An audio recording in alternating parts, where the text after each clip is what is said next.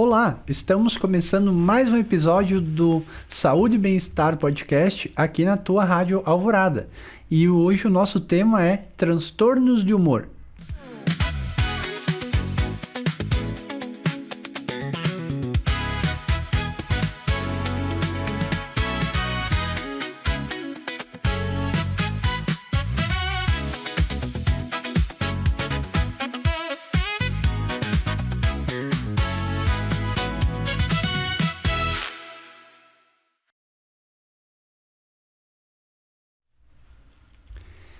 Então, para falarmos hoje sobre transtornos de humor, estou recebendo aqui então o Dr. Ricardo Bica, que é psiquiatra e trabalha no dia a dia dele com só transtornos nesta área, né, doutor? Bem-vindo.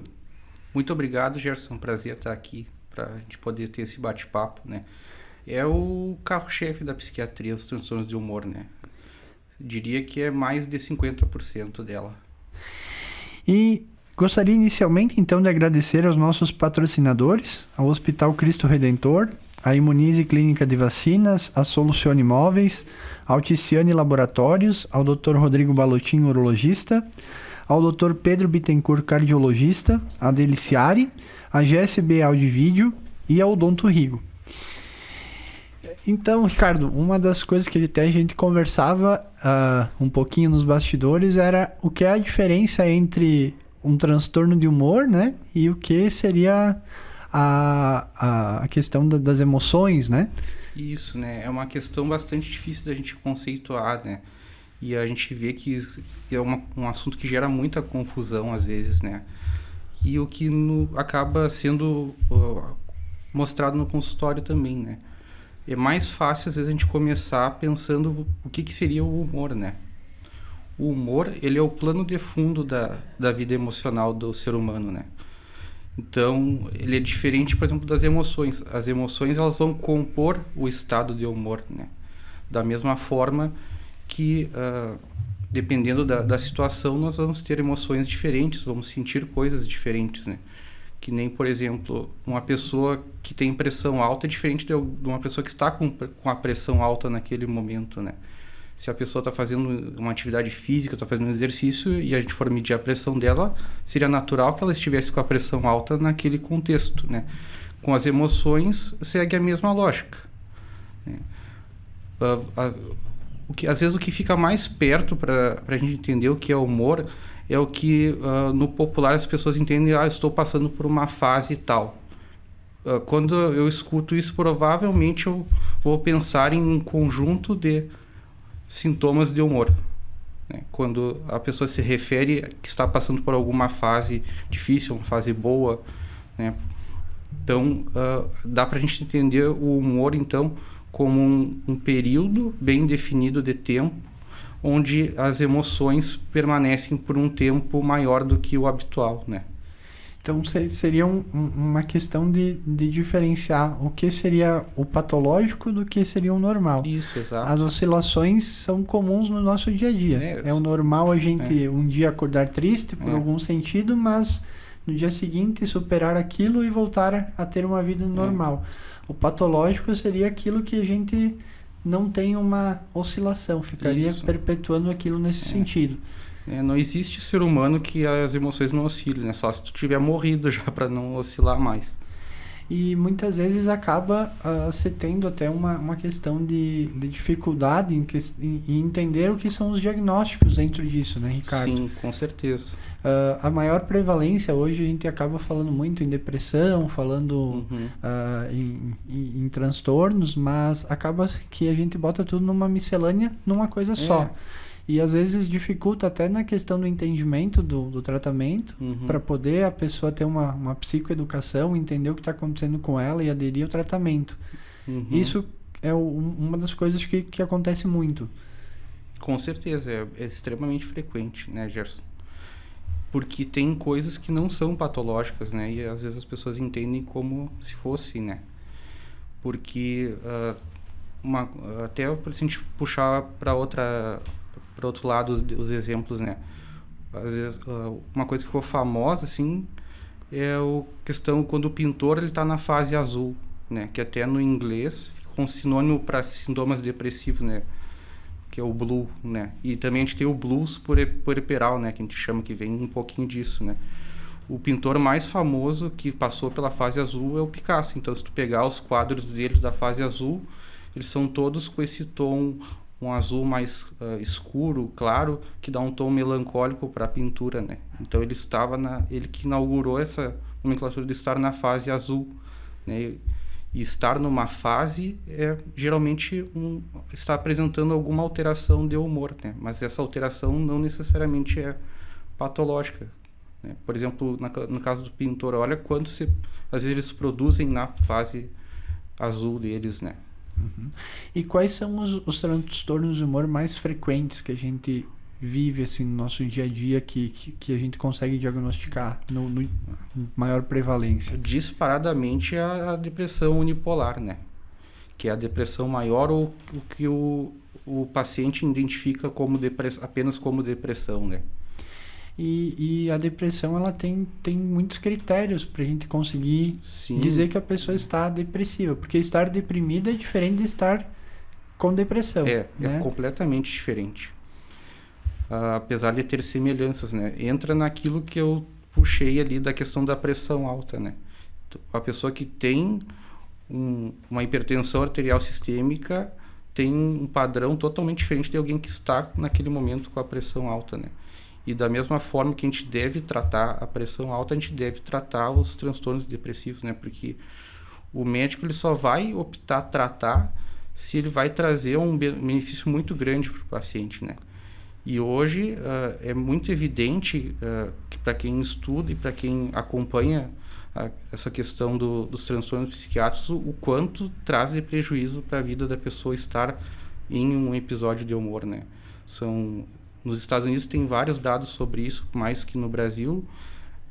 São coisas de bilhões de dólares de prejuízo, né? Por não conseguir trabalhar, por produzir menos ou por perder anos de vida, né? Porque quando a gente quando a gente escolhe um tratamento para o paciente, a gente está pensando no mínimo que ele vai ganhar alguns anos de vida ou de qualidade de vida, né? Senão não tem o porquê da gente prescrever um tratamento. E ainda falando assim na depressão, é uma coisa que não atinge apenas adultos. Não. Né? Temos a depressão em crianças também, acho que é muito frequente também, às vezes, subdiagnosticar, porque não sei, acho que é mais difícil conseguir. É muito mais difícil, né? Tanto que quando a gente faz psiquiatria, a gente tem uma subespecialidade da psiquiatria que às vezes é 1 ou 2 anos a mais só de psiquiatria infantil e adolescência, né?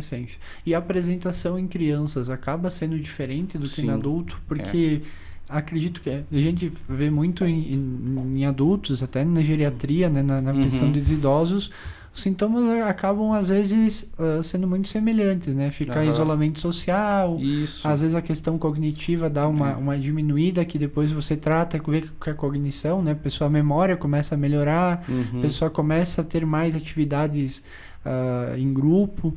Na criança, os sintomas são assim nesse sentido ou se tem uns sintomas mais específicos que se apresentam no dia a dia? Nos extremos de idade, né, os transtornos de humor, em especial a depressão, eles mudam a apresentação deles, né? No caso das crianças, né, apesar de não ser a minha área, a gente acaba estudando na residência o básico, o humor da criança ele é muito mais reativo, que a gente chama, né? O que é um humor reativo? Por exemplo, a criança ela pode passar a grande maior parte do tempo deprimida, por exemplo, os sintomas clássicos, né? Tristeza, falta de prazer, falta de energia, problemas cognitivos, questão, por exemplo, diminuir a memória, diminuir a atenção, questão também de pensamentos negativos, de baixa autoestima. Isso, às vezes, isso compõe o cerne do transtorno depressivo unipolar, né? A criança pode apresentar isso a maior parte do dia, mas, por exemplo, foi estimulada positivamente, por exemplo, foi convidada para brincar, foi convidada a receber uma coisa que ela gosta muito, aquela tristeza dá uma rebatida e de um momento parece que ela não está mais deprimida, mas passou o estímulo, ela volta a ficar deprimida. E do mesma forma as coisas negativas, né? Foi repreendida, aconteceu alguma coisa ruim, ela fica ainda mais deprimida. Então o humor na criança e no adolescente ele é muito mais reativo, né? O que às vezes fica difícil de ser observado para quem convive o dia inteiro e torna o diagnóstico mais difícil também, né? Hoje você atua a partir de que idade? 16 anos? Mais ou menos? 16, 17 anos de... Já no finalzinho da adolescência e início da vida adulta. Mais ou menos assim que separa. E daí o psiquiatra mais infanto-juvenil... a mesma lógica do pediatra, né? Pediatra. Alguns pediatras até atendem até os 21, né? Mas o mais comum é atender até os 18, 17. Até 18. Né? E até algumas critérios, né? De dentro. Hoje se baseia muito ainda no DSM-5, né? Sim, o DSM-5 é o nosso marco de diagnóstico ainda. Não é o único sistema, mas é o melhor que nós temos até o momento, né? E a questão dos diagnósticos ainda entra muito na questão da idade, né, em alguns deles? Sim. Ou se fala mais nas personalidades, né? No humor também se entra nessa questão de até tal idade difícil fechar diagnósticos? Ou... Geralmente abaixo dos 6 anos é mais difícil, né? Para fechar transtornos de humor, né? Os transtornos de personalidade que tu tocou, que são outra categoria de doença, geralmente, em alguns casos pontuais, se faz antes dos 18, ali pelos 15, 14, mas a esmagadora maioria dos transtornos de personalidade a gente só vai consolidar um diagnóstico a partir dos 18. Além da depressão, eu acredito que um outro transtorno que é muito comum a gente encontrar no dia a dia, eu até vi em pacientes, né? Como eu sou clínico, às vezes acabo vendo outras doenças, mas o paciente já traz que tem esse diagnóstico, que eu acho que é o transtorno bipolar. Isso. O transtorno bipolar, ele é um transtorno de humor também, né? E ele é extremamente heterogêneo e complexo de se lidar, né? Tanto que o recomendado é que só o psiquiatra maneje o transtorno bipolar, né? Porque se a gente for pegar, por exemplo, o DSM que tu citou, nós vamos ter 3 subtipos de transtorno bipolar, né? O transtorno bipolar tipo 1, tipo 2 e o ciclotímico, né? Mas se a gente for estudar a fundo em outras classificações, a gente vai ter diversas outras categorias de transtorno bipolar que o paciente pode ser enquadrado, né? O transtorno em si, ele é uma oscilação muito, muito brusca, né? Ou a pessoa está muito deprimida, ou o contrário, está muito acelerada. Seria mais ou menos isso uma definição? Fica mais fácil de a gente entender se a gente comparar, por exemplo, as alterações do humor com as coisas que a gente tem na natureza, por exemplo, né? Por exemplo, existe doce e existe salgado. Existe o dia, existe a noite, né? E assim como na natureza, do dia para a noite tem toda uma graduação de luz, de temperatura, de tudo, né? A gente não está agora de manhã e do nada trocou para o dia, né? Existe toda uma graduação até chegar do dia para a noite, e do salgado também, tanto que tem o agridoce, né? O humor é a mesma coisa. Se a gente pegar, por exemplo, a depressão, seria como se fosse, por exemplo, nessa mesma lógica, a noite, né? O que a gente vai ter na noite, na depressão? Vamos puxar pelo DSM-5. Os critérios principais para a depressão são 2. O paciente ele tem que apresentar por pelo menos 3 semanas, ou em alguns critérios até 3 dias, é o mínimo de tempo de duração que aquele sintoma tem que ter, de tristeza que perdura a maior parte do dia, sem relação com eventos, né? A pessoa está triste e não tem, entre aspas, um motivo para estar triste, e aquela tristeza perdura. Mesmo as pessoas sendo estimuladas, mesmo ele sendo milionário, mesmo ele estando na melhor fase da vida dele, aquela tristeza não vai embora a maior parte do dia. Esse é um critério. Outro critério que é obrigatório, que pode ter ou essa tristeza ou ele, que a gente chama de anedonia, que é o termo que a gente usa na psiquiatria para definir a perda do prazer, né? Por exemplo, a pessoa gostava muito de jogar futebol. Era a paixão da vida dela, ainda mais agora que a gente está na Copa do Mundo, né? Mas, de repente, sem um motivo, essa pessoa perdeu totalmente o interesse no futebol. Ela não vê mais graça em assistir, não vê mais graça em jogar com os amigos. As pessoas convidam ela para participar, ela dá uma desculpa, ela se isola. e ela não está sem dinheiro, ela não está machucada, ela não teria um porquê, né? Isso é anedonia, né? Tanto a anedonia quanto o humor deprimido são critérios obrigatórios. Então, eu não posso ter um quadro depressivo se eu não tiver pelo menos um dos dois. Às vezes posso ter os dois. Então, o que isso quer dizer também? Que a gente pode ter depressão sem tristeza. Os outros critérios acessórios que a gente vai ter: alterações do sono, né? Em especial insônia. A pessoa ter sono e não conseguir dormir. Outra alteração que a gente pode ter é do apetite. Mais comumente a falta de fome, né? Pode ter apetite para mais. Outra alteração que a gente vai ter é da ordem cognitiva, né?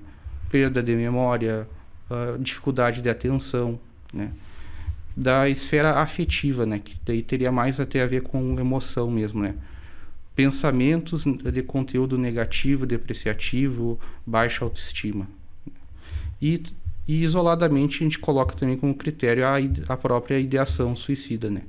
Então, para eu ter um diagnóstico de depressão, eu vou ter que ter um dos dois principais, ou os dois, mais 3 acessórios, né? Daí a gente tem o que a gente chama de episódio depressivo, né? Que seria, na minha analogia, à noite.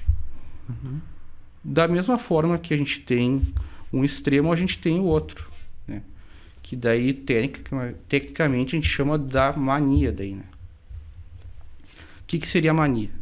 É o contrário da depressão.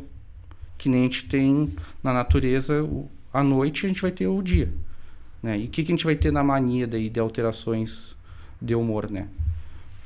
Se na depressão a gente tem o humor deprimido, né? O extremo oposto do humor deprimido é a irritação ou a euforia. Mas é uma irritação, uma euforia que traz prejuízos e ela dura a maior parte do dia e ela não tem um motivo, né? Outro critério que a gente vai ter, aumento desmedido da autoestima, né? Aquela pessoa que, por exemplo, não aceita a opinião dos outros, ou que só ela está certa, ou que as pessoas hoje identificam muito, e que a gente vê na cultura pop, nas músicas, chamam de narcisista. Aquilo é uma alteração da autoestima que pode ser patológica, que pode estar dentro de um transtorno bipolar, né? E que às vezes a pessoa identifica a pessoa como narcisista, né? Da parte do pensamento, por exemplo, se na depressão a gente pode ter um pensamento lentificado, de conteúdo negativo, melancólico, na mania a gente tem o oposto, o pensamento extremamente acelerado, de conteúdo grandioso, de muitas ideias ao mesmo tempo na cabeça, né? E outra alteração que a gente pode ter também, né, que é o aumento de atividade. A pessoa não consegue parar quieta, fica muito ativa o dia inteiro caminhando, o dia inteiro fazendo alguma coisa, muito focada em algum assunto insistentemente, né? Isso são alterações que a gente pode ter do humor também, que vão estar no extremo oposto da depressão, né?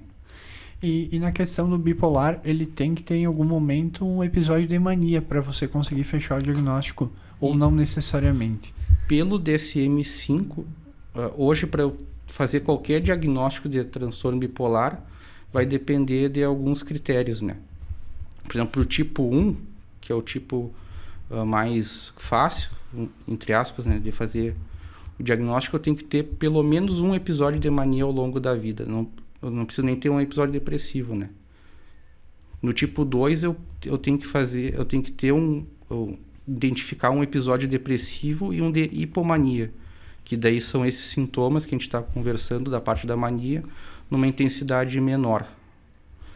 E o ciclotímico, ele é extremamente difícil de fazer o diagnóstico, porque ele não completa nem os critérios da depressão e nem os da mania, né? Então, por exemplo, ele não vai ter os 2 critérios obrigatórios de depressão, por exemplo, mas vai ter os outros. E daí vai ter fases que ele vai ter os da mania e não vai ter os 2 obrigatórios, né? Às vezes eu acho que a gente tem dificuldade até como familiares de identificar quando a pessoa está em mania, né? É muito difícil. Porque às vezes pode pegar aquele paciente que ele trabalha muito e daí do nada você não... Ele já tem uma rotina muito acelerada, mas aí ele começa a virar 2, 3, 4, 5 noites sem parar de trabalhar. Só que eu acho que um dos diferenciais é a questão de cansaço, né? Geralmente a pessoa que tem mania, ela não cansa. Não cansa. Ela pode ficar 2, 3 noites sem dormir e ela não vai estar nem bocejando. Mas o corpo vai estar sentindo. E também a questão até de exposições, né? Isso, ela fica mais impulsiva, né? O vício em jogos, a questão de bebida, compras, né? Às vezes a pessoa se endivida... Jogo... Então, acho que até alguns sinais de alerta, às vezes, porque às vezes a pessoa tem um companheiro e não percebe que está acontecendo esses pequenos sinais, já que daqui a pouco pode entrar num quadro mais complexo e até necessitar de uma internação, porque nem todo transtorno bipolar necessariamente vira uma internação. Não. Por exemplo, principalmente o tipo 2, geralmente... Sendo bem conduzido o caso e não tendo complicações, a gente consegue manejar sem internação, às vezes, né?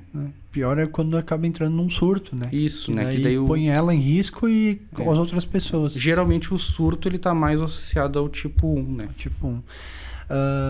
E dentro, assim, Ricardo, da questão delas, né? Tem a depressão e o transtorno bipolar.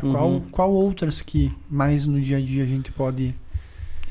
Que dentro desses dois diagnósticos a gente tem uma variabilidade imensa, assim, né? Por exemplo, que nem eu tinha comentado antes, que a gente pode ter uma depressão sem tristeza, né? Que daí a gente chama de uma depressão atípica, né? Como é que é uma depressão atípica? A pessoa geralmente vai ter humor e ou indiferente ou levemente irritado, vai ter a anedonia, que daí é um critério obrigatório, que senão a gente não poderia chamar de episódio depressivo, vai ter aumento do apetite e vai ter sonolência de dia, né? Esse quadro a gente chama de depressão atípica, né? Que é uma depressão até sem tristeza e a gente consegue classificar como um episódio depressivo. Na literatura ele está até mais associado ao transtorno bipolar tipo 2, por exemplo, né? Mas ele não é característico. E é muitas vezes difícil manejar, eu acho, esse tipo de situação, porque o tratamento não é baseado só em medicamento. Não, né? O medicamento é uma parte. Acaba que é necessário uma intervenção multi nesse cenário. Com certeza. Pode nos falar um pouquinho qual é o mundo ideal hoje para nós inserir esse paciente? Hoje, os tratamentos em psiquiatria eles se baseiam basicamente em 3 pilares, né? Que é a medicação, a psicoterapia e mudança de estilo de vida, né? A gente não consegue fazer um tratamento ideal sem incorporar esses 3 pilares, né? Então, só dar medicação não é o tratamento ideal, só dar terapia não é o tratamento ideal e só a mudança de hábito de vida não é o ideal. Tem que estar os 3 em conjunto, né? Atuando. E a questão, eu acho que a gente acaba também muitas vezes tendo dificuldades, é a questão do luto, né? Se consegue fechar diagnóstico, porque o luto ele gera uma tristeza. Sim, é uma tristeza natural. Natural. Mas fechar diagnóstico nesse período. O luto ele até tem uma seção específica no DSM, né? Até trouxe que é uma questão bastante complexa de se classificar, né? O luto a gente vai definir ele muito parecido com a depressão, mas ele vai ter um detalhe, né? Os sentimentos, por exemplo, e sintomas de tristeza, de perda de prazer, de tudo aquilo que eu falei que envolve depressão, eles vão estar associados à lembrança da perda, né? Então, a pessoa está lidando no dia a dia dela lá e lembrou da pessoa que faleceu. Daí ela passa aquele período deprimido. Mas daí passou a lembrança, ela volta ao normal. Não, diferente da depressão que ela ficaria semanas, dias naquele estado, né? Se fala muito num período de 6 meses para você fechar diagnóstico. Ainda é esse período mínimo que seria o tempo da pessoa conviver com a perda e reorganizar as emoções? Seria mais ou menos isso? Geralmente a gente vai classificar o luto patológico daí com mais de 1 ano de duração. Então, nesse período, as oscilações, elas acabam sendo, digamos assim, naturais pela perda. Isso. Não podemos dizer ainda que é uma depressão, que é uma alteração de humor patológica. A gente vai ter que saber dosar bem isso, porque além da questão do tempo, a gente tem que considerar a intensidade, né? Então, aquilo que traz extremo prejuízo, a gente vai até desconsiderar um pouco a relação do tempo, né? A gente tem que tentar fazer uma avaliação que seja proporcional, né? Na geriatria até se fala a questão de iniciar tratamento medicamentoso nesse período. Como é que é geralmente a rotina? Também se aguarda, assim, no geral, se aguarda mesmo para iniciar, ou óbvio, se tiver um grande prejuízo, se aguarda pelo menos um período mínimo, assim, para pensar se associa uma psicoterapia, mudanças de estilo de vida, de hábitos. No caso específico do luto, às vezes vale mais a pena, né? Claro que isso é muito individualizado, mas para a grande maioria dos quadros em que a gente não tem um prejuízo muito grande, por exemplo, que é o que vai mais me balizar para decidir sobre um tratamento farmacológico ou não, geralmente a gente vai optar por mudança de estilo de vida e psicoterapia, né? Dependendo do perfil do paciente, né? E uma coisa também que acho que muitas vezes a gente acaba, às vezes, ou indo muito para um lado ou muito para o outro, né? Na questão, é muito orgânico ou é muito mental. Mas interferências metabólicas também são muito importantes, eu acredito, nessa pré-avaliação, né? Até eu acompanho, às vezes, um pouco a rotina de vocês ali no hospital e vejo que vocês também, muitas vezes, pedem um screening, né? Uma avaliação, assim, metabólica para conseguir acompanhar.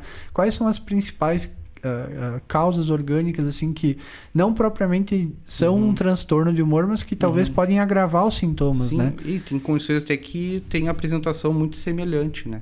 Por exemplo, o hipotireoidismo é frequentemente confundido com um episódio depressivo, né? Diabetes também causa sintomas depressivos, né? Hiponatremia, né, que é sódio baixo no sangue, causa sintomas muito parecidos com sintomas depressivos também. Então, algumas infecções também, né, principalmente no idoso, né, podem causar um quadro que, ou se não é depressivo, lembra algum outro transtorno psiquiátrico, né? Então, hoje em dia é muito difícil a gente fazer uma psiquiatria de qualidade sem a gente avaliar a parte física junto, né? O paciente como um todo. E acho que acaba sendo um dos grandes desafios, principalmente agora no envelhecimento, né? A gente vai tendo muitas comorbidades associadas.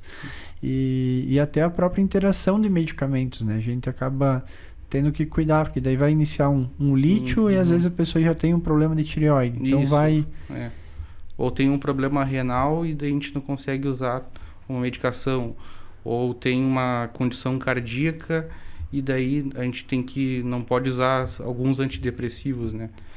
E até uma coisa que acaba sendo mais frequente no meu dia a dia, assim, às vezes a pessoa usa algum anticoagulante e daí, como os antidepressivos, eles basicamente vão trabalhar na serotonina, a plaqueta do sangue, ela tem receptor de serotonina. Então, quase todos os antidepressivos vão aumentar o risco de sangramento, por exemplo, né? Então, é uma coisa que a gente às vezes tem que cuidar.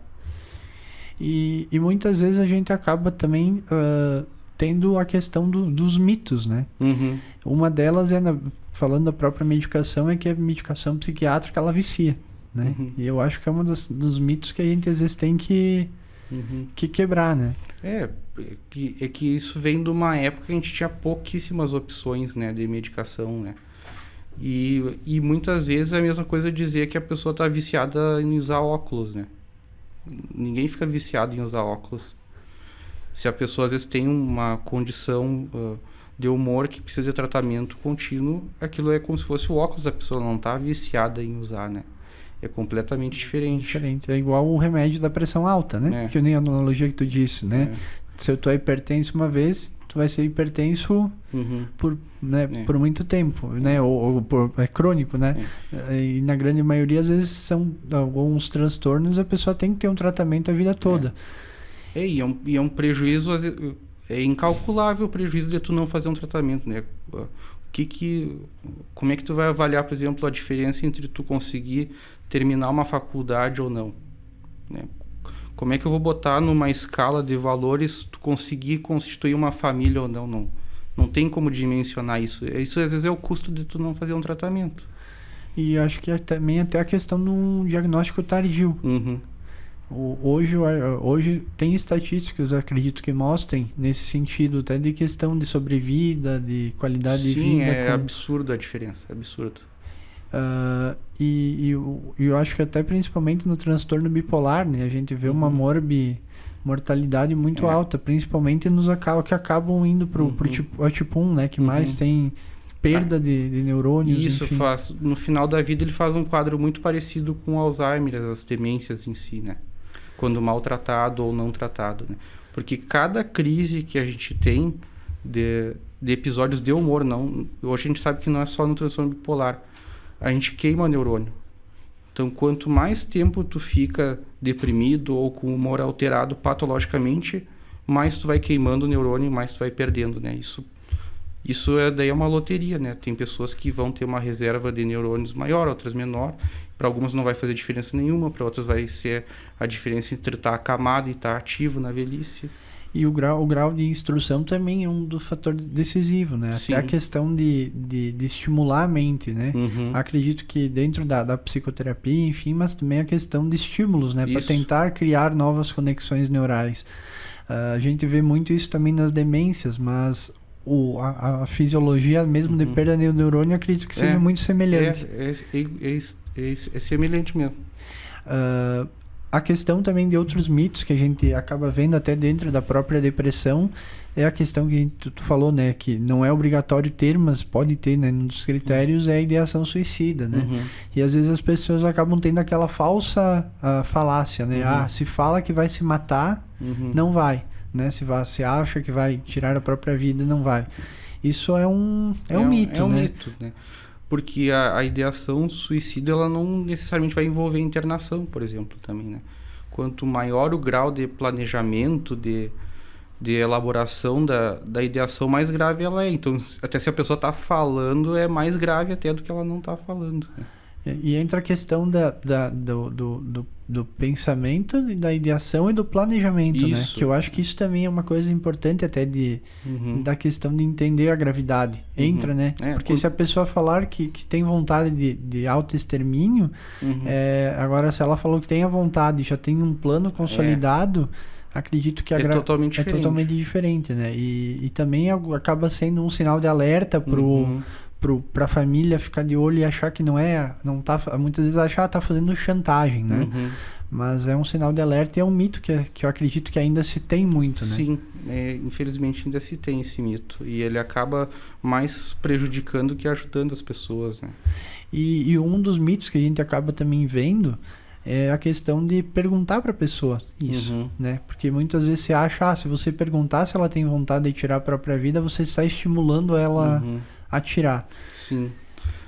A gente oferecer apoio e escuta dificilmente vai ser algo prejudicial, né? Então, às vezes tu não dá espaço para a pessoa se expressar, é muito pior. E hoje, com esse período assim de aumento das demandas, né? Eu acho que a gente até estava com os celulares, né? O médico nunca tem um celular que para, né? Fica tocando. A gente tá, né, em todas as profissões, muitas vezes ligado no 220, né? Agora veio a pandemia, a gente pensou que iriam mudar os hábitos e eu acho que a gente ficou muito mais acelerado. Na questão da ansiedade, a gente vê os números alarmantes, né? Que estão cada vez mais aumentando. E nos transtornos de humor, assim, depressão, transtorno bipolar, tem também percebido esse aumento de diagnósticos? Eu acho que é um conjunto todo, né, Gerson? A gente hoje tem muito mais informação também, né? Segundo a OMS, que são os dados mais claros que a gente tem hoje em dia, na população mundial, até 30% vai experimentar algum episódio de humor ao longo da vida. Então, 30% é muita coisa, né? Às vezes, quem não trabalha na área da saúde, às vezes não dimensiona bem o que seria 30%, né? Por exemplo, vamos voltar para o exemplo da pressão alta, por exemplo, né? Pressão alta no Brasil, a estimativa é de que 11% da população pode ter, né? E agora tenta puxar na cabeça assim de quantas pessoas com pressão alta tu consegue. É muita gente, né? Seria você pegar uma sala, botar 10 pessoas, uma vai ter pressão alta, mas no outro lado, a estatística, 3 vão ter um transtorno de humor. É 3 vezes maior que a pressão alta, né? Então isso ajuda a gente a dimensionar também, né? O quanto às vezes as pessoas viviam com prejuízo com uma condição de saúde e não recebiam tratamento, né? E isso vai refletir absurdamente na nossa sociedade, né? Porque, por exemplo, uma pessoa que não recebe tratamento para depressão é uma pessoa que está perdendo, no mínimo está perdendo anos de vida, né? Então, e se ela não está perdendo anos de vida, ela está perdendo qualidade, né? Então, é alguém que poderia estar empreendendo, é alguém que poderia estar trabalhando, é alguém que poderia estar construindo mais relações significativas. Então, é incalculável a perda de a gente ter uma pessoa que não está recebendo um tratamento que deveria ser feito, né? E a questão do tabu pelo preconceito, tu acha que ainda é um dos grandes desafios para isso tá retardando os diagnósticos? Eu acho que isso sempre existiu, mas graças a Deus cada vez está menor, mas ainda existe e nos atrapalha, não só como médico, mas como sociedade também. É porque a gente ainda vê, às vezes, vê muito preconceito, né, com as pessoas que estão tratando, e até o próprio paciente tem um alto preconceito de buscar, eu acho, uma consulta especializada, né? Eu vejo muitas vezes rotina no consultório, né, como clínico, do paciente vir e eu dizer, vou iniciar um tratamento para você, mas eu preciso lhe encaminhar para o colega que é psiquiatra que só trata dessa coisa.